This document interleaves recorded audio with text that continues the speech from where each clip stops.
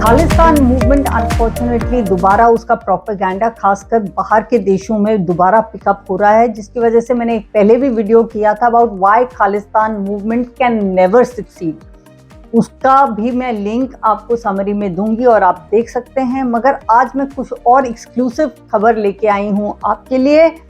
Khalistan movement से link, कि उसको कौन फ्यूल कर रहा है, कौन बैक कर रहा है, जो मैं आगे आगे बताऊंगी। पहले मैं आपको थोड़ा सा इंट्रोडक्शन दे दूं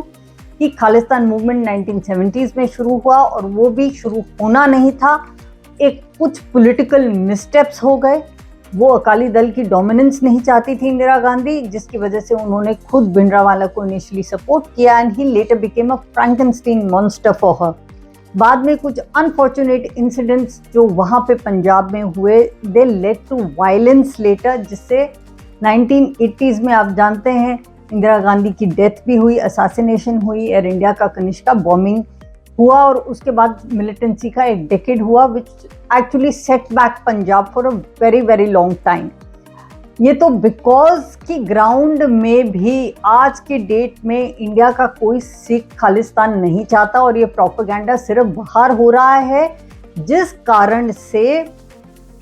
यहाँ पे ये कभी सक्सीड नहीं हो पाएगा। Unfortunately the majority is silent in terms of counter voice इतनी ओपनली सुनाई नहीं देता जितना प्रोपेगेंडा बाहर से सुनाई देता है कनाडा जैसे देशों में, जहाँ पे खुद जस्टिन ट्रूडो जैसे लोगों के खुद पॉलिटिकल इंटरेस्ट इन्वॉल्व हैं। मगर that is a debate and discussion for another day.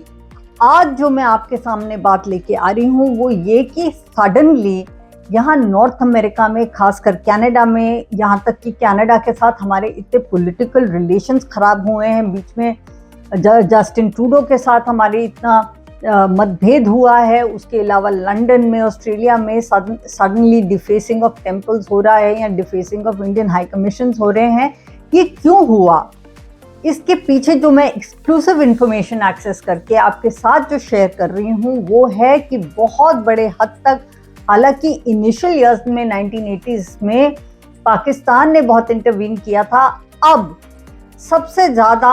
Khalistan movement को अगर कोई बैक कर रहा है, फ्यूल कर रहा है और प्रोपेगेंडा, यहाँ तक कि फॉल्स प्रोपेगेंडा स्प्रेड कर रहा है, वो है चाइना।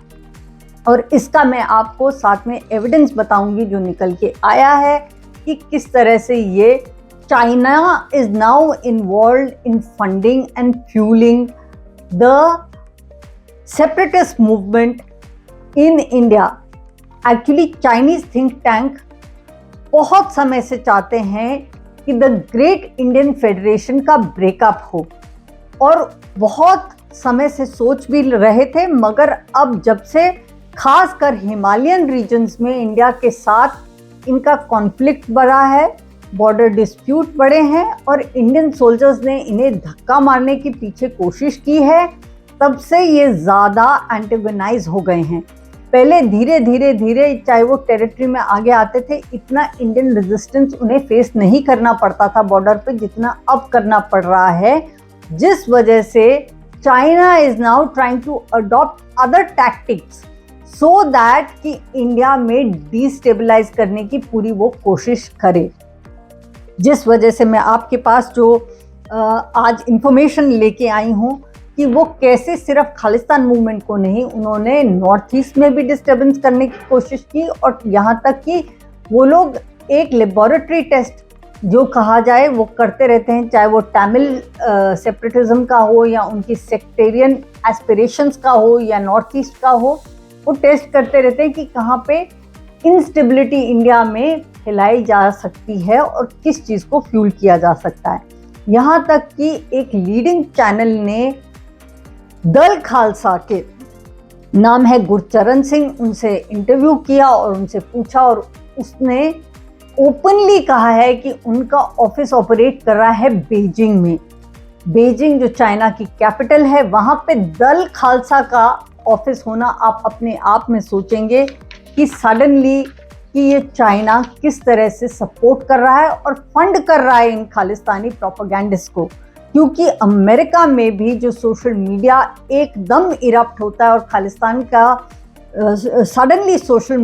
मीडिया में प्रोपेगेंडा फैलने लगता है, उसके पीछे भी चाइनीज फंड्स जो होते हैं वो लगते हैं सोशल मीडिया की मार्केटिंग में, जिसे SEM भी बोलते हैं,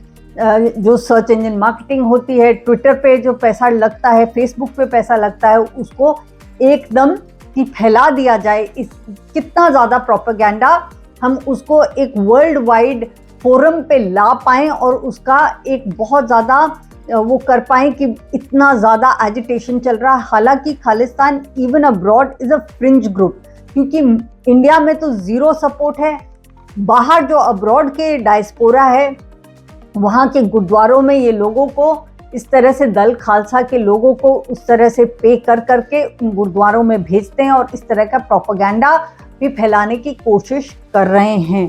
इसके अलावा जो मैं आपको बताने वाली हूँ वो है कुछ और इंटेलिजेंस रिलेटेड मटेरियल। उससे पहले ये बता दूं कि एक और दल खालसा का ये अलावा जो खालिस्तान मूवमेंट को पायनियर करने को, स्पीयरहेड करने की कोशिश कर रहा है, और वो है सिक्स फॉर जस्टिस का गुरपटवंत सिंह। एंड द बेस्ट बात उसमें यह है कि वो खुद पूरी तरह से सिख नहीं है, और he is a shaven person, he is all sorts of things, but he wants to half these people have cut hair, they do not follow the edicts of Sikhism, and ये खालिस्तान की बात करते हैं। ये सब आयरनी है क्योंकि ये सब पैसा बोलता है। और ये फंडिंग के बारे में मैं आपको ये भी बता दूं कि यहाँ तक कि गुरपटवंत सिंह ने यहाँ तक बोला कि इंडियन सोल्जर्स को उसने इंस्टिगेट करने की कोशिश की और कहा कि जो इंडियन सोल्जर्स बॉर्डर पे चाइना से लड़ रहे हैं, आप लोग इंडिया के पक्ष छोड़ के चाइना की आर्मी को ज्वाइन कर लो। सडनली एक सिख लीडर का, जो अपने आप को खालिस्तानी लीडर बोलता है, वो सडनली ये क्यों बोल रहा है कि चाइना को आप फेवर करो। पहले तो बब्बर खालसा के जो सारे इनके सारे टेररिस्ट जो भाग के गए थे इंडिया से, उनको पनाह तो पाकिस्तान में मिलती थी। यहाँ तक कि उनके जो गुरुद्वारे हैं पाकिस्तान में, उनको भी फंडिंग पाकिस्तान का ISI करता होता था, और वो सारे जो टेररिस्ट भाग जाते थे वो वहाँ पे रहने लगते थे। अब सडनली गुरपटवंत सिंह ये कहने लगा है, पाकिस्तान की बात छोड़ के वो कह रहा है कि इंडियन सोल्जर्स को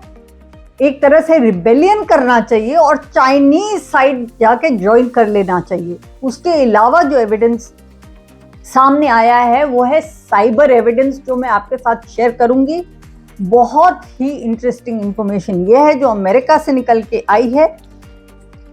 एक चाइनीज ऑपरेटस है, इसका नाम है चीहू 360। हालांकि इसका स्पेलिंग है QIHOO 360, मगर इसको बोलते हैं चीहू 360। ये साइबर वॉर के लिए यूज किया जा रहा है, साइबर सिक्योरिटी ऑफ खालिस्तानीज के लिए यूज करा जा रहा है, और ये खालिस्तानी प्रोपेगेंडा को फैलाने के लिए यूज किया जा रहा है। और जो ये चीहू 360 है, उसने इतनी साइबर सिक्योरिटी दी है कि जब प्रोपेगेंडा होता है या जब भी कोई खालिस्तानी रेफरेंडम, ऑनलाइन रेफरेंडम ये करता है, तो ये सब जगह फैलाता है मैसेज, और उसके बाद ये इस तरह से रिजल्ट्स शो करता है जो कि एंटी इंडिया हो। यहाँ तक कि चीहू ने ये खुद क्लेम किया है कि इंडियन हैकर्स वर ट्राइंग कि ये प्रोपेगेंडा बंद हो, और वो हैक करने की कोशिश कर रहे थे। अगर हैक करने की कोशिश कर रहे थे तो आपको कैसे पता चला? क्योंकि आप दूसरी साइड पे वो हैकिंग बचाने की कोशिश कर रहे थे। ये अपने आप में एक तरह से एविडेंस होता है। आप अपने आप ही क्लेम कर रहे हैं कि आप खालिस्तान के लोगों को आप सपोर्ट कर रहे हैं। तो ये चाइना का प्रोपेगेंडा जो है एक्चुअली पीछे से काम कर रहा है, और जो चाइनीज साइबर सिक्योरिटी है वो और जो पूरा साइबर apparatus है वो हेल्प कर रहा है। यहाँ तक कि चीहू 360 के बारे में जब इन्वेस्टिगेशन नॉर्थ अमेरिका में हुआ तो US स्टेट डिपार्टमेंट ने फाइंड आउट किया कि इसके चाइनीज इंटेलिजेंस के साथ बहुत डीप लिंक्स हैं, और इसलिए इस साइबर apparatus के अगेंस्ट US ने सैंक्शंस इम्पोज कर दिए हुए। चीहू is now on the list of